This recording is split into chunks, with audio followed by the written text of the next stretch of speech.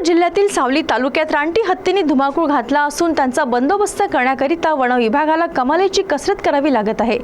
गडचिरोली जिल्ह्यातून सावली तालुक्यात आलेल्या टस्कर हत्तीच्या कळपाने येथील पिकांचे व शेतीची प्रचंड नासधूस केली, त्यामुळे शेतकऱ्यांचे पीक मातीमोल झाले। याकरिता वन विभागाने या टस्कर हत्तींच्या कळपावर नजर तर ठेवली, परंतु त्यांचा बंदोबस्त करण्यात मात्र त्यांना वारंवार अपयश येत गेले। आज सकाळी 6 वाजताच्या दरम्यान हत्तींचा कळप मूल तालुक्यातून उमा नदी पार करून सावली तालुक्यात दाखल झाला आणि सावली शहराला लागून असलेल्या एका तलावामध्ये हा संपूर्ण कळप तळ ठोकून बसला होता। तब्बल 6 ते 7 तास तळ ठोकल्यानंतर या हत्तींनी आपला मोर्चा हळूहळू दुसरीकडे वळवला।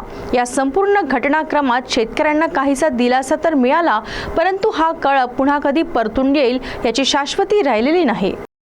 आपण लाईव्ह मध्ये बघू शकता सिटी न्यूज गेले हप्तेभरामध्ये गडचिरोली जिल्ह्यातून काही हत्तीचा कळप या ठिकाणी सावली रेंजमध्ये आलेला होता।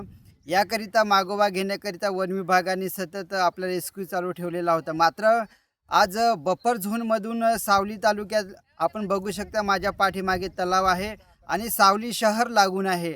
या सावली शहराला लागून असलेल्या तलावामध्ये आज सकाळी खेडी मार्गे सुमारे 6 ते 7 वाजताच्या सुमारास हत्तीचा पूर्ण कळपच्या कळप या ठिकाणी सावली तालुक्यात पदार्पण झालेला आहे आणि सकाळपासून या तलावमध्ये पूर्ण हत्तीचा कळप बसून आहे आणि संपूर्ण वन विभागाची टीम यावर रेस्क्यू करीत आहे। याकरता RRU टीम वगैरे आणि सर्व वन कर्मचारी वरिष्ठ अधिकारी सुद्धा या ठिकाणी या ऑपरेशनमध्ये उपस्थित आहे।